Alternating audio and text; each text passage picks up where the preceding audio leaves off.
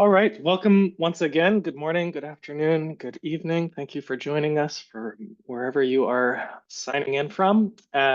You are in the right place if you are here for the latest Transaction Cost Index webinar hosted by Innovations for Poverty Action. I'm quite excited to be moderating this session, and I'll be quite brief in introducing our speakers, and then very much looking forward to hearing from our speakers who will be presenting the results from the second year of the Transaction Cost Index study. My name is Willie Blackman. I'm an Associate Director for Consumer Protection at Innovations for Poverty Action. And we have three fantastic speakers today. We have Javi Gine, who's a lead economist at the Finance and Private Sector Development team of the Development Research Group at the World Bank. So we're very honored to have Javi joining us today, who's one of the principal investigators that manages the Transaction Cost Index study. From Innovations for Poverty Action, we have Brian Mwesigwa and Ria Zapanta, who are both research managers on the financial inclusion program at IPA. Very briefly, we will start off today with an introduction of the Transaction Cost Index by Brian, who will also provide an overview of the fieldwork that we carried out in the second year of data collection for this project. Then we'll hear from Javi, who will present the findings from our Mr. Shopping fieldwork, and finally hear from Ria, who will share results from our work collecting prices from websites of more than 30 financial service providers.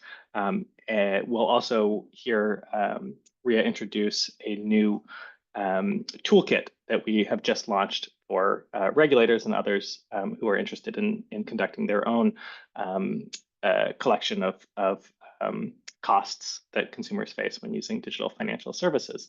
We'll save 10 minutes at the end for questions from you in the audience, and we'll make use of Zoom's question and answer feature. So please feel free to, throughout the session today, drop questions into the question and answer feature of Zoom, and we'll either answer those offline, or we will respond to those during the last 10 minutes of the session this hour. So I've also used the Q&A feature to drop a few links that you can follow along with if you're interested. That we have a landing page that has all of our resources related to the Transaction Cost Index. So I welcome you to check that out during this hour or afterwards. We also have blogs that are summarizing our year two findings that you're welcome to check out. So with that, I will turn it over to Brian, who's going to kick us off. And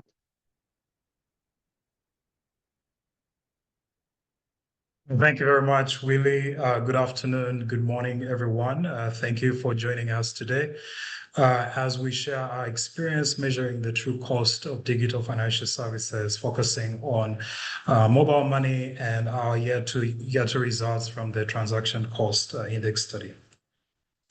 So I'll start us off with a motivation for our work.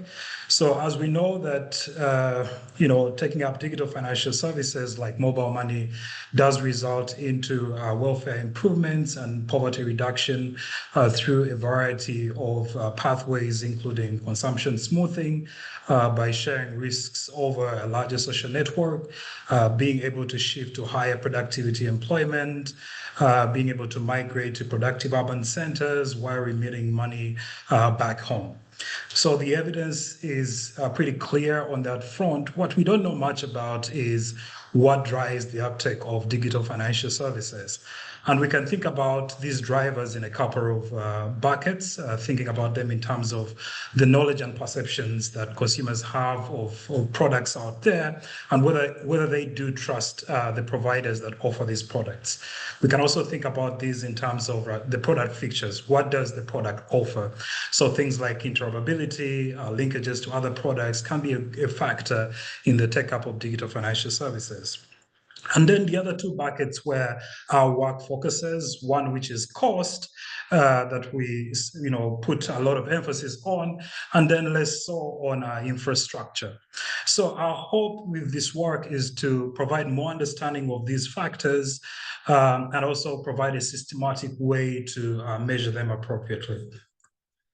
So over the last 2 years, we have been exploring the cost that consumers face that use mobile money services, particularly in Tanzania, Bangladesh, and in Uganda, where we had field work. Our hope was to develop a menu of data collection methods that can be used to measure these costs. Now, we do take a broad view on what these costs are. So we think about them in terms of two broad buckets.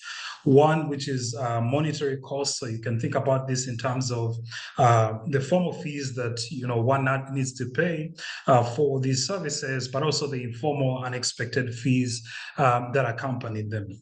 Our thought process along these lines is that when these are high, they're likely to impede consumers to take up digital financial services. The second bucket that we think about our cost definition is the non-monetary elements of the cost. So you can think about this in terms of the limited transparency, the high failure rates, and all these, when they are at play, they can reduce the usage of financial services. So in the first year of the TCI, we experimented with 4 distinct methods. We looked at consumer intercept surveys where we situated our enumerators near agent locations and asked them to intercept consumers that had just had an experience with an agent. So we asked these consumers about, what transaction they had done, whether it was successful, what fee they paid for that transaction, and recorded that experience from them. We also looked at 3 variations of mystery shopping. So we looked at mystery shopping by enumerators, professional mystery shopping, where we had IPA recruited and trained enumerators go out in the field to do real transactions with agents and then recording that experience as well. The other 2 methods that we looked at were mystery shopping by local consumers, where we recruited consumers from the markets that we had selected for the study, and then asked them to do mystery shopping visits, recording their experiences systematically as well. The final version of mystery shopping that we looked at was what we dubbed as the remote mystery shopping of local consumers. In this case, we hope that we could, send instructions to local consumers through the phone and through SMS, asking them to do mystery shopping visits, with the hope that without any further training and the support of IP enumerators, they'll be able to systematically collect pricing information through their visits to the agents. And like I said, our field work particularly happened in Tanzania, Uganda, and Bangladesh. So for our second year of the TCI, our hope was to, select one method and refine it. But choosing that method was no easy task, because each of these methods does have its strengths and weaknesses. For example, if you think about consumer intercept surveys, it is really strong with reflection of real-world consumer decisions as how consumers choose the agents that they prefer. But it's pretty costly, and data quality is low because of things like recall biases. And then when you think about professional mystery shopping, it is low cost, but it's not very reflective of real-world consumer decisions, as professional shoppers can easily be found out, leading to to issues related to observer effects. So we, for us, our intention was to select a method that was, cost effective, was adaptable, so we had a little bit more control on what the shopper was doing, reflected real-world decisions, and could get us some decent data quality. We're also very interested in looking at variations in how agents treat new shoppers as well as old shoppers they have a relationship with. So with that in mind, we ended up selecting local shopper mystery shopping. To be able to deploy this mystery shopping, we had to do some modifications to the local shopper mystery shopping that we deployed in year one. And these modifications included things like our recruitment strategy. In year one, we focused on doing market intercept surveys. And in year two, we modified that to household surveys. Market intercept surveys were, biasing us towards heavy users of digital financial services, and we're hoping with household surveys we'll be able to offset that. We also expanded our geographical reach from only focusing in urban areas that we did in year one to include rural areas in year two of the TCI. The other thing that we modified was in relation to the incentives. So in the first year of the TCI, we didn't incentivize, shoppers to use their local knowledge of when agents are open to visit these agent locations. But we did that for a year two. In the instance that if a customer found an agent open, we gave them an additional payment for that. The other thing that we were worried about, based off our experience in year one, was data quality. Professional shoppers were struggling with, local shoppers were struggling with filling in the survey. And also, we had a stringent requirement for them to have a smartphone in year one. So we modified that by making sure that we have a presence in the markets through our enumerators to support them with filling out these surveys, which drastically did improve data quality. So at this point, I will hand it over to Javi to share the exciting results that we are seeing through our year two work. Thank you very much. Thank you so much, Brian. So first, some descriptives of the sample that was recruited through the household survey that we did. Remember that one of the differences between year one and two is that in year two, we did a household survey and we recruited people that had an account and was willing to participate as shoppers, whereas in year one, they were basically recruited from the market itself. And so what ended up happening is that in year one, we ended up with a sample of heavy users. They all had to have a smartphone, and so it was, they were very educated. And so basically what we achieved in year two was a sample of shoppers that was more representative. Now, of course, there are differences between male and female shoppers, as we can see in the table. And there's also differences between rural and urban shoppers, right? And so this is actually going to be a common theme throughout that we'll see. There are, stark differences between urban and rural areas. And as we'll see, actually, there's more competition in urban areas, leading to better outcomes for the mobile money transactions. Brian? So again, this is also something that we saw in year one. Basically, we asked shoppers to check whether the agents posted the list with prices. And by and large, most did, maybe a bit so in Uganda. But basically, so while the price list was there, and actually also more in urban areas than in rural areas, when we think about whether the agents disclosed the actual price and separated what was the fees and what was taxes, that by and large did not happen, okay? And that might be problematic because also when you ask shoppers in a consumer intercept whether they know the fees associated with a particular transaction, they have no idea, okay? So the price lists are there, but agents need to do extra effort to educate consumers about the actual price.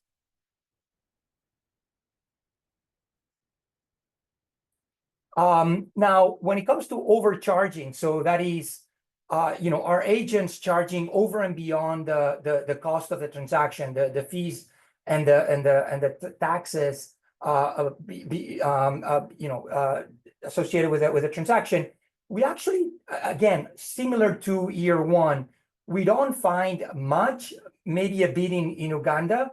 Also here, so this is not a source of concern, okay? So policymakers were very worried that overcharging was an issue.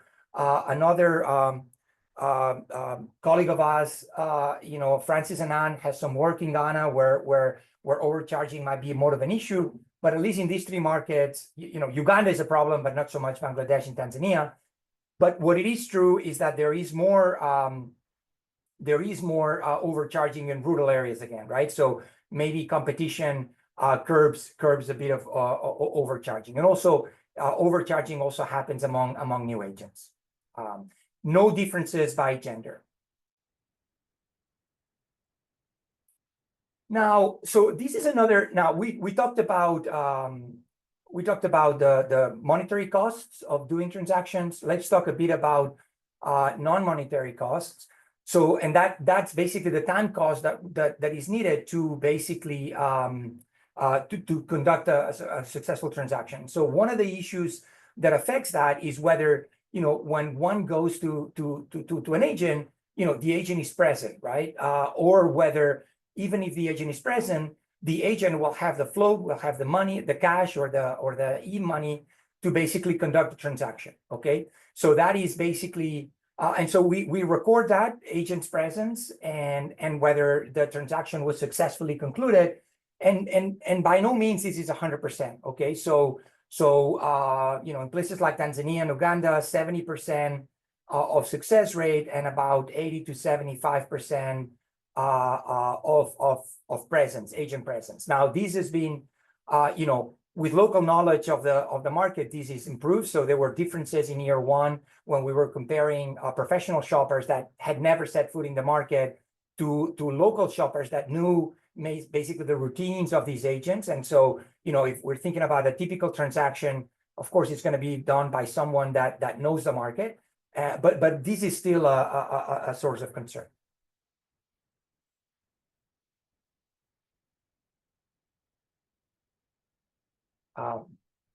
So now these success rates and presence and success rate translates into time costs that actually are quite higher than the monetary costs. So once you take into account the fact that if the agent's not present, you need to revisit the agent, or if the agent refuses to do the transaction because of lack of cash or lack of float, you'll have to revisit this agent again. And so basically, average monetary costs are between 7 cents in Bangladesh to 13 cents in Tanzania. But when we talk about the time costs, this actually increases to basically 40 cents in Bangladesh to 12 cents in Uganda on the lower bound. Okay, so clearly the time costs are much more. It's much more important than the monetary cost or the potential overcharge. And again, this is so in rural areas. This is costs are higher than in urban areas, both because agents tend to be more present and transactions tend to be more successful. But of course, also in rural areas, I mean, there's also a time distance that might be higher between where the individuals are and the location of the agent. Also, we were very concerned about security and especially for female shoppers interacting with male agents. But basically, we find low levels of discrimination, low levels of suggestive or lewd untoward behavior, basically by agents in dealing with shoppers. Okay, so we checked that and we didn't find much. Female shoppers did report some suggestive unwanted suggestive comments, but the overall tendency is not very prevalent. Okay, and the rates are pretty high.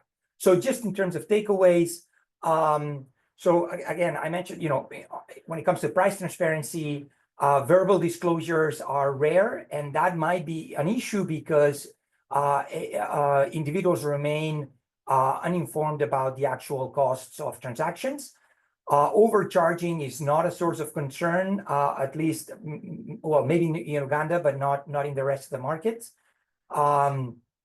time costs far outweigh monetary fees, and that's because the presence is not not always agents are there during regular business hours, and even when they're there, they might refuse a transaction. That is actually but it's more prevalent in rural areas than in urban areas. So in urban areas where there's higher density of agents, market forces seem to indicate that you get a better quality service, right? So competition leads to better services. Okay. And finally, when it comes to consumer experience, consumers tend to report satisfaction, being satisfied with the services received. And I'll stop there. Thanks, Chavi. So now I'll be presenting the second component of the TCI work, which is on measuring official prices and pricing policies. I want to begin by inviting you all to a little activity. Can you think about the last time you accessed prices off of the internet, whether that be a massage service or your cellular network provider? What were the prices displayed in the platform that you ended up searching those prices in? And if you looked at other options, how did they compare with competitors? Were they the same? Were they different? And how was the experience like in actually finding those price lists? How many minutes did it take for you to find them from the homepage? And where did you end up finding these price lists? Was it on the website of Facebook, Instagram? Now, while these may seem such mundane questions to ask, in the context of financial inclusion, we care about these questions and cost because costs are a leading driver of take-up and usage, yet little work has been done to measure these systematically. So what we care about is not just the level of cost, but the experience that customers face when actually trying to find them, and how are their complaints being resolved when they elevate them to providers.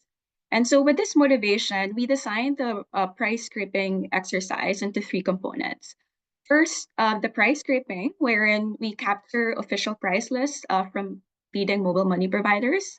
The second one is a policy review, wherein we capture mobile money regulations, such as interoperability regulations, price caps, and price transparency regulations, in an effort to explain movements in prices as well as trends that we see.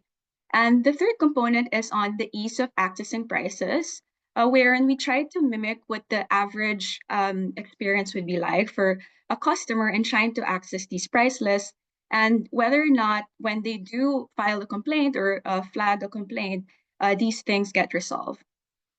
So we conducted this exercise across 35 mobile money providers, major mobile money providers across 16 countries, and using a mix of automated and manual scraping methods. And just to expand a bit about the methods, while we strive to really automate the scraping for as many providers as we can, we actually ended up doing manual approaches for majority of these providers. And I'll explain in later slides why this is the case.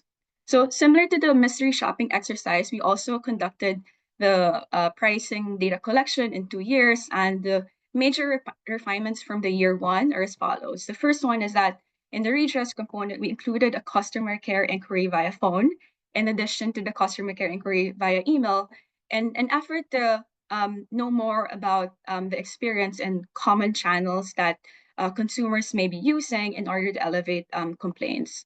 And the second one is we explored other data collection methods, such as the Wayback Machine. For those of you who don't know, Wayback Machine is a website archiving platform that allows you to view historical snapshots of certain websites at random periods of time. And the reason why we did this was to explore what could be cost-effective ways of doing this approach. The next slide.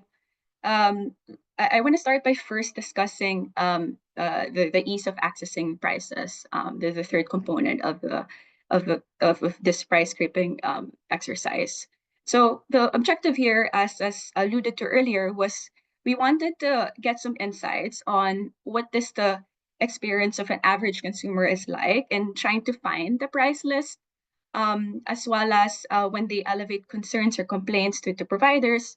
Are they able to find channels for them to to flag their complaints or questions, and are they being resolved in a timely manner by these providers. So how we did this approach was for the price for both components was to ask RAs of IPA, and for the price transparency, they literally visited the websites assigned to them in the country where they're in, and then time, for example, the number of minutes it took for them to find the price list from the homepage, as well as looking into the details of the price list, and particularly on the taxes. Did the provider separate the taxes from the listed fees? And was there a note on whether taxes were inclusive or not? And the reason why this is important to us is because we want to be able to know whether consumers are able to compute what are the final charges charged to them at the end of a transaction. And as we know, taxes are a component of that fee.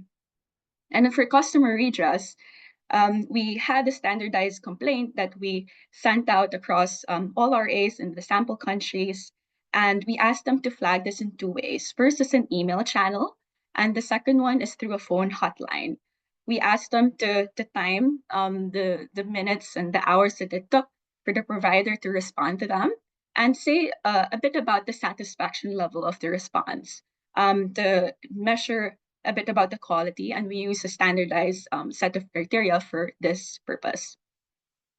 The next slide shows you the results of this price transparency work, and it's as follows. So the first one is that 6 of 35 providers did not have fees listed on their website.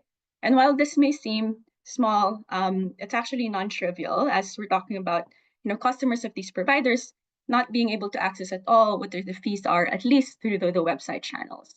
And when we looked at the pricing regulations, while most of the countries that we see in our sample did write something about price transparency under consumer protection guidelines, a few of the countries did not explicitly say where these prices should be posted. And maybe this is why we're seeing this kind of result. And the second one is most price lists were easy to find, averaging 1 to 2 minutes, and 13% of providers took 3 minutes or more of searching. So just a caveat here that the RAs who did this work are very well-educated, very proficient in the internet. So you could just imagine how much more it might take for someone who's underbanked who might not be so familiar with the internet jargon, how much more it would take for them to actually find these price lists. And the third one is that over half of the providers did not indicate whether listed prices include taxes. And this was of the providers in countries where mobile money transactions are taxed. So again, the consumers are left hanging and knowing what is the final or the full cost that is being charged to them at the end of a transaction. And the last one is on the redress component. We were unable to reach a quarter of the companies we approached via either email or telephone. So this could either be that did they send an email and did not get a reply back, or either of or both channels are unavailable at all. And just to give you a sense of how the exercise was like, we encountered different formats with varying levels of disclosure. And the headline finding in here is that there's a lack of standardization in terms of the formats and disclosure that we see across providers. And in case in point for the formats, we face there's a calculator format, a PDF one, an image one. And the implication of this is for on the process standpoint is that while we want to automate things, like this gives limitations, poses limitations, and the extent of automation that we could do. And this noting that we do have advanced techniques these days that we can leverage on. And then the second one is on the disclosure. We see here an example wherein some providers do have a clear breakdown of what is the provider fees and the taxes and the total of that, whereas other providers do provide the tax fees, but it's unclear whether or not that's inclusive of the fees or on top of the fees. And the next slide I want to talk about next is the price scraping results. So This big table right here, there's a lot of numbers, but what this essentially shows you is the average cost for across transaction types, and then the countries that are part of our sample. And the key points here are as follows. So first we see that the average prices differ across transaction types. You see a lot of zeros in the cash-in, which is because like it's mostly free, and a lot of the fees we observe are in cash out and the transfers. And the second one is I want to draw your attention to the marked colors here in green and red. And this shows you the fee changes from the year one. So we wanted to see whether a lot or a few of the providers changed their prices in a year time. And we noted that we noted 5 changes in total, and most of them were price reductions in transfers and 1 price increase in cash out. And the third one is the one marked in rectangles over here. So this just shows you the countries that we observe post higher fees on average than their peers. And these are Cote d'Ivoire, Paraguay, Tanzania, and Uganda.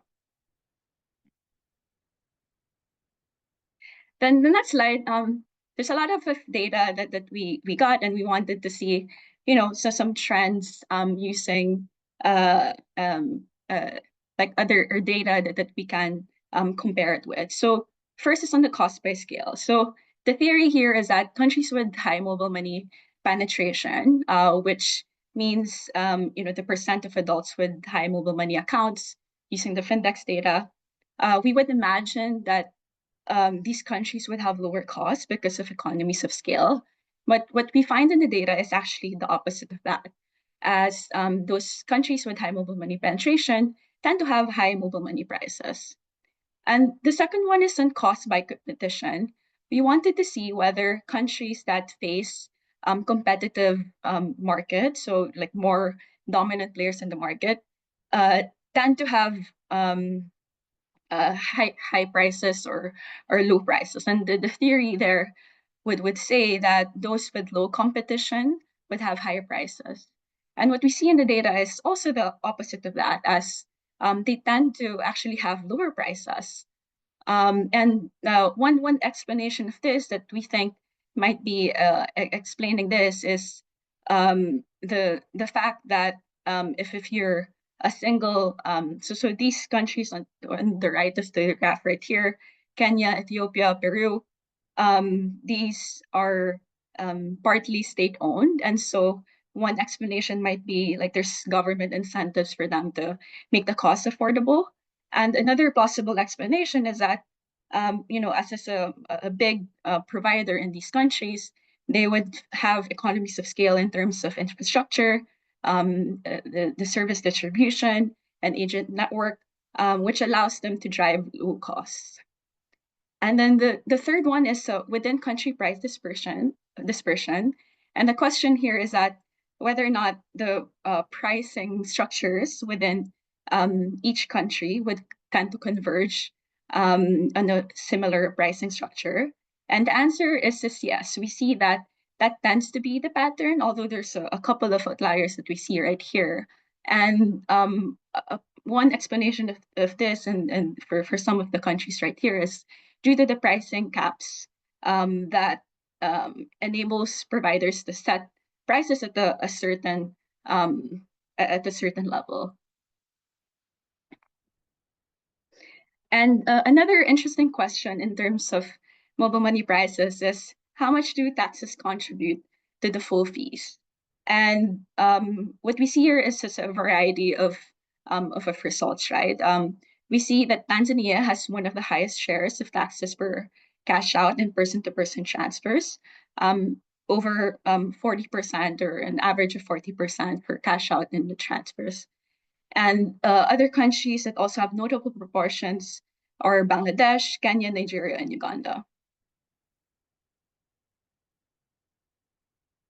The next slide shows you the key takeaways. So what are the key takeaways of this exercise? So the first one is that low effort improvements to disclosure formatting could lead to large benefits in price monitoring. So we noted the different the different formats that we saw, and how that relates to how the level of automation that you could do when you want to collect these prices in a central level. And the second is that price transparency is a significant issue in the mobile money sector, as we see that some of the providers still do not display their prices at all in websites. And the third is the customer service issues remain a barrier, as we saw in the results in the redress, wherein a quarter of the providers were unable to be reached via phone or email. And the last one is in terms of the fee changes. We observe that they tend to be pushing consumers to keep their money in the system, as supported by the reductions that we see in costs and transfers, and the increase that we see in cash out fees in Bangladesh. And this brings me to an exciting development of this exercise. So inspired by the learnings that we had in the first 2 years of implementing this exercise in data collection, we are happy to announce that we're actually expanding the data collection of official prices. So imagine a bigger, better, I want to say bolder, data collection of official prices. And what this means is that we're going to be using automated generative AI-powered tools. Think LLM tools to find, collect, and standardize price lists. And the advantage of this is now we're able to cover other formats such as images and PDFs, and be able to automate the way we scrape that, which is something that we didn't get to do in the first phase of this exercise. And we also will be collecting more transaction types, such as utility payments, payments at merchants, and cover more DFS providers, including mobile banking, which is a dominant player or dominant type of DFS provider, and in some of the markets that we see. We're also adding 2 more countries, India and Indonesia, and do the data collection in a higher frequency on a monthly basis as opposed to a quarterly basis. So I invite you all to check out the beta version of our website, which is at dfs-prices.povertyaction.org. And now, as we have discussed the different options for you guys to think about in terms of price monitoring, we are also pleased to announce an exciting resource, a useful resource that hopefully you could peruse when thinking about these menu options and how to carry it out. So we came up with the TCI toolkit. So think of this as a dummy guide for these price monitoring methods. So it's a practical guide to measuring the real cost of using mobile money services, drawing on the 2 years of field testing to examine the different data collection methods and to help users like yourselves to select the most appropriate method for your needs. And so this can be used for a range of different questions, from agent compliance with regulations on mobile money and consumer protection, to measuring the reliability of mobile money transactions, to the frontline DFS agents' treatment of consumers, and particularly like how women are being treated, for example, and the price disclosure and ease of accessing prices. And the next slide shows you the 2 main parts of this toolkit. So the first one, it's a guide in choosing the method. So we detail the challenges and the opportunities across the different set of criteria that I think would be important to consider before deciding on the method. So these are costs, outcomes that can be measured, reflection of real-world consumer experience and data quality. And the second part is a deep dive for the implementation. So we discuss detailed steps and links to key resources. And the image on the right here shows you how detailed we are in the terms of the resources. We actually post the codes, the actual Excel sheets that can really help you kickstart the process if you're thinking about doing so. And just to give a bit of example on how this could be useful. So the slide right here shows you a snapshot of the advantages and disadvantages of different methods and price measurement of prices. And these are all detailed in the TCI toolkit. So imagine if, I'm a regulator, I want to start an exercise in price monitoring, but they're resource constrained. I'll probably consider the tracking of official prices first. And depending on, the appetite of the management, and then also the priority, whether that may be getting more insights on how the users receive fairness and costs, or getting like really high quality data on the informal charges and service quality.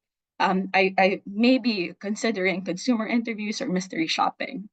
So that ends my presentation. I hope this has been helpful, and I invite you all to peruse the resources online, from the toolkit to the reports. And please do reach us out if you have any questions. I'll pass it over to Willie for the Q&A. Wonderful. Thank you all so much. This has been a really fantastic set of presentations. I was struck by the sort of in-depth policy relevant insights that we've heard both from the field work that Brian and Javi presented, and the sort of refocus on service reliability and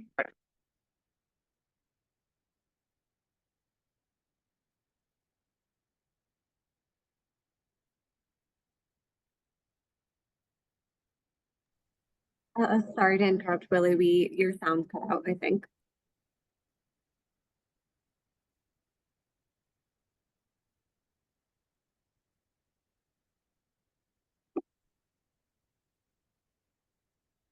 In the meantime, while Willie is working to get his audio back up and running, feel free to drop any questions into the Q&A function down below. And we have also added a variety of links into the Q&A as well, where you can access our year 2 results through our briefs, blogs, and the report, our toolkit, and our different dashboards. Do you want to go ahead again, Willie? Yeah, let's try this again. Can you hear me? Perfect. Okay, wonderful. Sorry about that. Yes, thank you, Lauren, for taking over for me. Yeah, please feel free to continue to drop questions in the Q&A, and we'll try to get through a few of these live. I wanted to start with one from Amol, who wrote that while there might be minimal overcharging, are we observing suggestions of less suitable or unsuitable products that are being suggested by agents? They could be offering, suggesting products in which they might be getting more commission, but the products or services might not actually be suitable for customers, and customers can actually get the service he or she deserves at lower cost or better quality at the same cost. And any of our speakers, Javi, Brian, Maria, do you want to correct that? Let me take that. Actually, that is a great question. Unfortunately, it's one that we cannot really speak to, because the shoppers had a particular transaction in mind to conduct, right? So in note, never did they say, look, I want to send money to my friend, you tell me how best to do that. We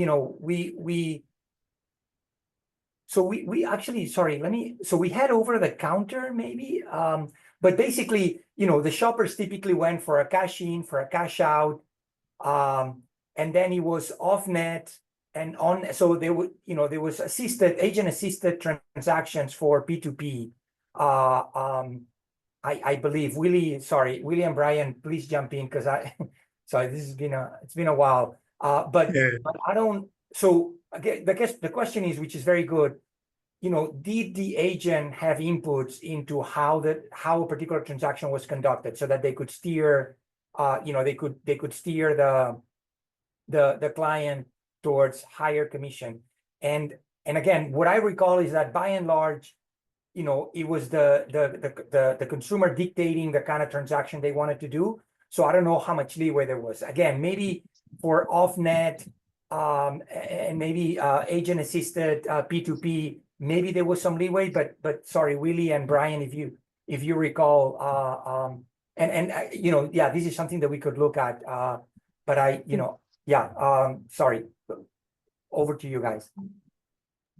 Yeah, I could speak on that a little bit. So the way we selected our transaction types was informed by the typical transactions that our consumers typically do. So from our consumer intercept surveys, we asked them about the transaction they had just completed, and we used that to identify the transaction types that would include in each country. So they are varying across the different country based off what are the typical transactions being done, and also confirmed that through the household interviews that we did, where we asked them about the last transaction they had done as well. Those two were matching, and that is what informed the transactions they were doing. So yeah, most of them were, of course, cash-ins and cash-outs with some variations of OTC. I think OTC was only in Uganda, but yeah, I don't think we can directly speak to your question based off our data. Great, thank you, Brian and Javi. I'll raise one more question, but in the meantime, I want to encourage others to drop questions into the Q&A if you have them. Happy to take a few additional questions. Next question that Actually, I have a question that's been bugging me on the competition that Ria presented. So is when we look at competition, so cost and throughout competition or even throughout consolidation. So does the cost is the cost inclusive of taxes or can we separate it out by just commissions charged by the so can we take taxes out and do the analysis without just looking at operator commissions, because these might be whatever revenues the government is trying to collect through taxes might be quite might influence the overall cost, and so I just want to make sure that we're comparing up just looking at commission just looking at fees charged by the operators. Not necessarily taxes. Sorry. So just a clarification, Ria. Yeah. So the aggregate cost here, Javi, actually includes taxes. So it covers the entire fee. And do note that for some of the providers, they do not have a clear breakdown of what the taxes are and what are the provider fees. So the best that we could get is to aggregate them all, which we use for this kind of graph. But I think to the extent that we did find taxes in the disaggregation, what we find in the graph that they showed after that is that for some of the countries, taxes do contribute a notable proportion. And we see this, for example, in Tanzania, Uganda, and Kenya. So we could say that part of the explanation for the high prices could be because of the taxation. It's something that we actually want to see more clearly and dive into more in the phase 2 of the exercise to be able to disentangle the contributors to this prices. Excellent, thanks, Ria.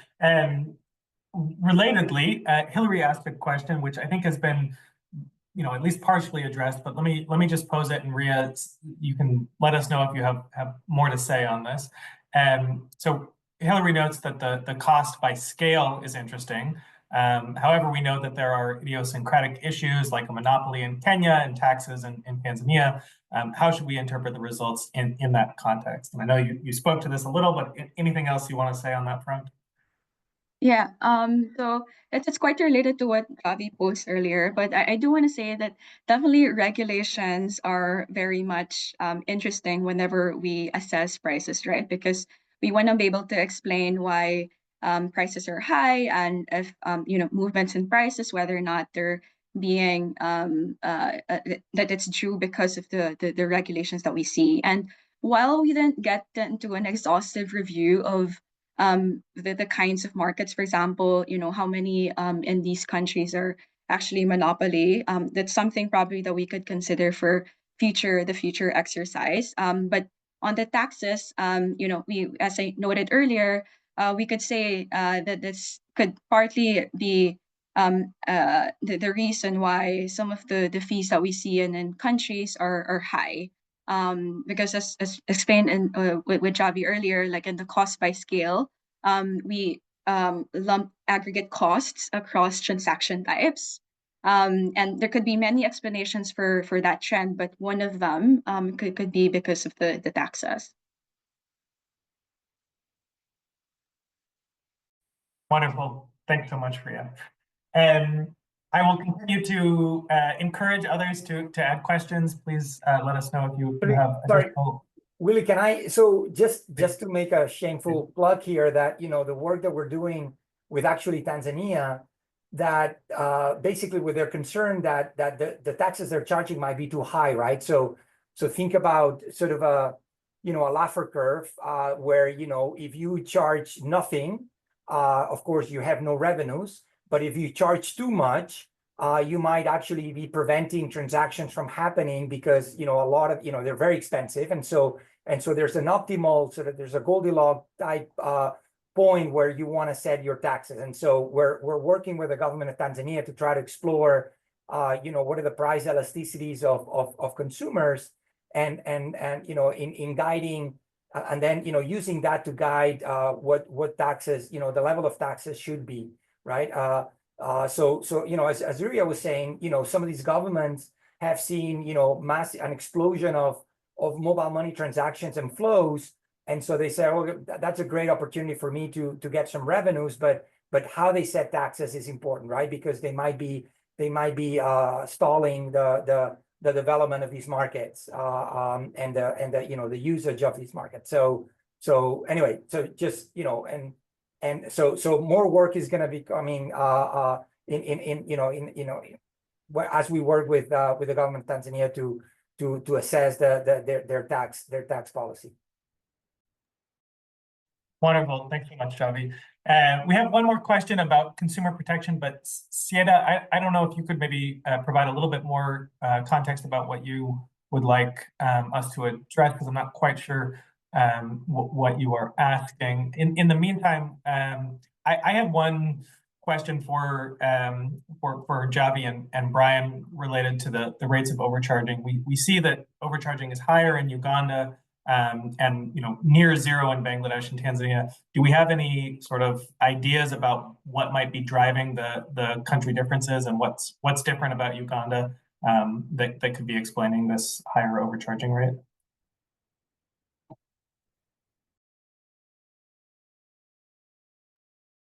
Brian, sorry, Brian? Yeah, you have any thoughts from the field?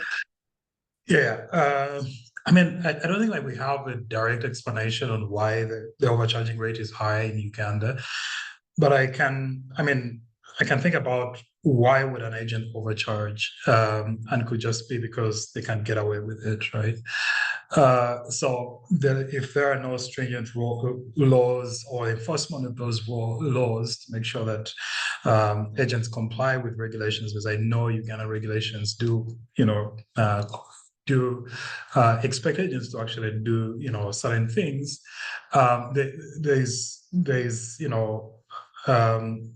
It's the enforcement of those laws. And then maybe the other thing is that the expectation with like cash outs in Uganda is that they shouldn't be paid. So if there's no incentive, the agents are not paid really well, right? They're going to find ways to get payment in some sorts. And so there are no expectations of payment for transactions at agent locations. But if agents are not, either there's oversight over them to make sure that they comply with the regulations, or they don't have the incentives in terms of payments to make sure that they don't ask for additional payments from customers, then we are going to see overcharging. So I think for me, it's most likely it's where there is a monitoring process that tries to understand whether agents are complying or the rules are being enforced as expected, or the lack thereof that is explaining the differences that we're seeing. Excellent. Thank you, Brian. Well, if we don't have any additional questions, please feel free to continue to drop questions in the chat. But in the meantime, let me just plug a few other things as we close this out and approach the end of the hour. You will see if you open up the question and answer function, I've dropped a number of links to various resources. You'll see our transaction cost index landing page, povertyaction.org/transaction cost index, where you can find the reports that were referenced here, country briefs for our 3 focus countries, and all of the underlying data that was used to generate these reports and these insights. So I welcome you to peruse that and use as you will. We also have 2 blogs that are summarizing the results from our fieldwork and our toolkit, and you can look forward in the next few days for a final blog focused on the price tracking work that Ria presented. I would also encourage you, if you'd like to stay up to date with all of the work that IPA is doing related to the transaction cost index, but also consumer protection more broadly. I've dropped a link, bit.ly/IPA-CP-newsletter, where you can sign up for our newsletter. I will also make a quick plug for our Consumer Protection Research Initiative call for research proposals, which is currently open, accepting expressions of interest, which are due at the end of this week, and full proposals, which are due in June. If you have interesting ideas on how to measure issues of agent overcharging, service reliability, or a range of other consumer protection risks, from debt stress to fraud to complaints redress processes, please feel free to submit an expression of interest or reach out to consumerprotection@povertyaction.org to chat about this opportunity. I see one final question in the last minute. It's great to know that gender does not really matter in case of price transparency. Do you think that's because you chose DFS transactions as a factor? As we've seen gender playing a major role in financial decisions across the board. I think we have about 30 seconds remaining. Does anyone want to take a stab at addressing that last question?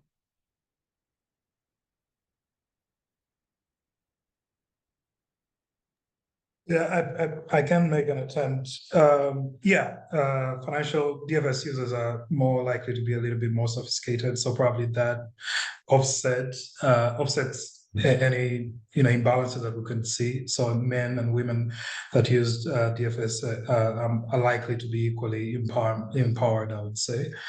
Actually, one point on overcharging in Uganda that has come back to my mind is what is driving overcharging is over-the-counter transactions, right, in Uganda. That's mostly what's happening.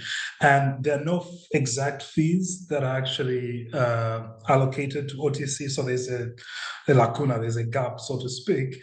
And so agents are exploiting it and charging for that transaction. So it's not necessarily an overcharge, though we are considering it as one. It's more of a cost to support a customer to do a transaction that doesn't have a listed price at the moment. Wonderful. Thank you, Brian, and thank you all for spending this last hour with us. We'll end on time. Thank you so much, and look forward to seeing you at the next IPA webinar.